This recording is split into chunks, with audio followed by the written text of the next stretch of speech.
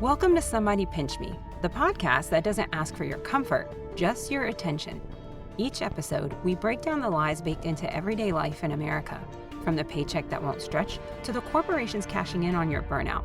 Here, we talk about the truth they're counting on you to ignore or not notice. I'm Sonia in Cyber. Let's get into it. You ever feel like you're watching history repeat itself in real time? Like the headlines are pulled straight from a 1930s history book, only this time it's wrapped in a red hat and reality TV? Yeah, me too. This is Somebody Pinch Me, and today's episode, history didn't just repeat, it rebranded. Because if you've ever wondered how a nation as advanced, as cultured, as powerful as Germany could fall into the hands of a genocidal maniac, you're not alone. And if you've ever looked around America lately and felt a little too much déjà vu, you're not imagining it. Let's get into it. Hitler didn't walk into power yelling, "I'm going to murder 6 million Jews." He started by othering, by blaming Germany's problems on immigrants, minorities, the elites, and political enemies. Sound familiar? He called the press the Lügenpresse, the lying press. Trump today, fake news. He called opponents enemies of the people. Trump today, same playbook. Joseph Goebbels, the mastermind behind the Nazi propaganda machine, said propaganda works best when those being manipulated are confident they're acting on their own free will. In other words, when folks are so brainwashed they fail to see how much their actions, beliefs, and lives are being controlled. The kind of propaganda that makes you believe you're speaking your own mind, when really you're just repeating someone else's script that was fed to you. Like the consistent script of insults, arguments, or logic, and I use that very loosely, you'll see and hear used by MAGA today. It's never been about freedom. It's about convincing these folks that they're fighting tyranny while they carry water for the actual tyrants. And it worked, because the average German wasn't evil. They were scared. They were broke. They wanted someone to blame. So when Hitler offered simple answers to complex problems, the same way Trump and friends always offer simple explanations for the most complicated issues in America, Germans didn't just listen, they cheered. Now, to understand how this was even possible, let's take a moment to dive into Germany's history pre-Hitler. After World War I, the Treaty of Versailles blamed Germany entirely for the war. It required Germany to take full blame through the War Guilt Clause, pay enormous reparations over 132 billion marks, surrender 13% of its territory and all overseas colonies, and they were stripped of their military might by limiting the size of the military drastically. The national psyche was shattered. The people felt punished, embarrassed, and robbed of dignity.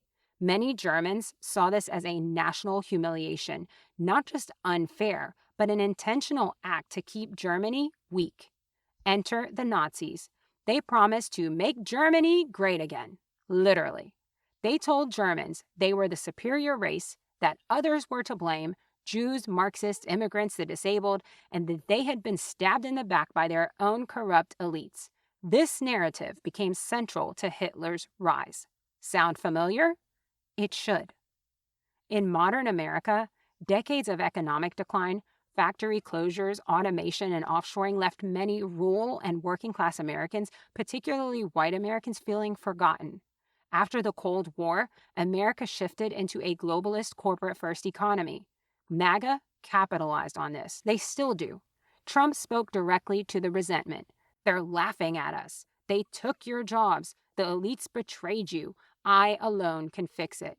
It wasn't about policy. It was about restoring pride and offering someone to blame. Now, going back to Germany, the German government tried to pay their reparations by printing more money. The result? One of the worst cases of hyperinflation in modern history. A loaf of bread went from 250 marks in January 1923 to 200 billion marks by November. Middle-class families watched their life savings evaporate overnight. Children played with stacks of worthless bills, and people used money for fuel. It was cheaper to burn than firewood. Hyperinflation in the 1920s destroyed the German middle class. A wheelbarrow full of cash meant nothing. And then, just as the economy began stabilizing under the Weimar Republic, the U.S. stock market crash of 1929 sent Germany spiraling again. Unemployment soared. Nearly 1 in 3 workers had no job by 1932. Businesses failed, banks collapsed, hunger, homelessness, and despair grew rampant. The fragile Weimar democracy appeared weak and incapable of fixing anything. The Great Depression pushed unemployment to 30% in the early 1930s. Desperation created the perfect storm for what came next. Now, to bring it back to today, while America didn't suffer hyperinflation, economic inequality skyrocketed in the last decades, especially. 2008's financial crash wiped out savings and homes. Entire regions were hollowed out by NAFTA and globalizations. The pandemic hit working class and marginalized communities hardest. Billionaires got richer, everyone else got scared. And into that fear stepped a man who promised to bring back coal, punish immigrants, and win for the forgotten man. Now, going back to Germany, I'll paint a picture that chillingly echoes America and the rise of Trump. In Germany's climate of economic devastation, loss of national pride, rising political chaos with street battles between communists and far-right groups, and a lack of faith in democratic institutions, people became desperate. They didn't want slow reform. They wanted strong leadership, certainty, blame, order. The Weimar Republic was democratic but slow, chaotic, and fragile. People grew tired of instability and infighting. They didn't want nuance, they wanted strength. Hitler and the Nazis offered a clear authoritarian alternative, and many Germans accepted dictatorship if it meant order. Hitler promised it all: jobs and economic recovery, restoration of German pride, a scapegoat for the country's suffering, Jews, communists, immigrants, and more, and a return to traditional values. The Nazis blamed Germany's decline on Jews, communists, LGBTQIA+ people, the disabled, anyone who wasn't part of their narrow, pure vision of the fatherland. They used propaganda to dehumanize them, spread lies about crime, disease, and cultural destruction. MAGA's rhetoric has followed the same exact playbook. Immigrants are invading. Muslims are terrorists. Black voters are fraudulent. Trans people are groomers. LGBTQIA+ teachers are indoctrinating kids. The strategy is old but effective. Stoke fear of change. Use identity as a weapon. Promise purity, strength, and a return to greatness. Decades of gridlock, corruption, and inaction have caused many Americans to lose faith in Congress, the courts, and elections. Trump positioned himself as the outsider who would destroy the deep state, drain the swamp, and end woke madness. Some Americans, even centrists, said they'd trade democracy for someone who gets things done. This is how authoritarianism wins, by eroding faith in the system slowly, then offering a savior. When people are hungry, ashamed, and terrified of the future, they become easy to manipulate. Hitler, Goebbels, and the Nazi Party exploited this expertly. They framed fascism as patriotism. They targeted emotion over logic, fear, pride, rage. They used national trauma to justify authoritarian solutions. And the terrifying part, many Germans cheered. They believed they were taking their country back. They believed they were restoring greatness. Joseph Goebbels, Nazi propaganda minister, understood the power of repetition and emotion. A lie told once remains a lie, but a lie told 1,000 times becomes the truth. They controlled the radio, the papers, the messaging, and told Germans what to believe. In America, enter Fox News, Sinclair Broadcasting, right-wing radio, social media algorithms, QAnon. MAGA voters often exist in an alternate reality. They believe the election was stolen, Democrats are pedophiles, Trump is a chosen savior, and no fact can penetrate that because the information environment has been hijacked. Now, just to clarify, the Nazis didn't just win through elections. They weaponized paramilitary forces, the SA and SS, used police intimidation, arrested opponents, and crushed dissent. And here in America, from the Proud Boys and Oath Keepers to Trump using the National Guards against protesters, we've seen the rise of armed militia cosplay, Second Amendment remedies, and open threats against journalists, judges, and lawmakers. Now, Trump and allies openly vow to purge the deep state, use the DOJ for revenge, and end birthright citizenship. It's not hypothetical, it's declared. So why did so many common people, the working class MAGA base, fall for this? Because just like Germany's public in the 1930s, they were hurting economically. They felt culturally abandoned. They felt mocked by elites. They were scared of the future, and they wanted easy answers and someone to blame.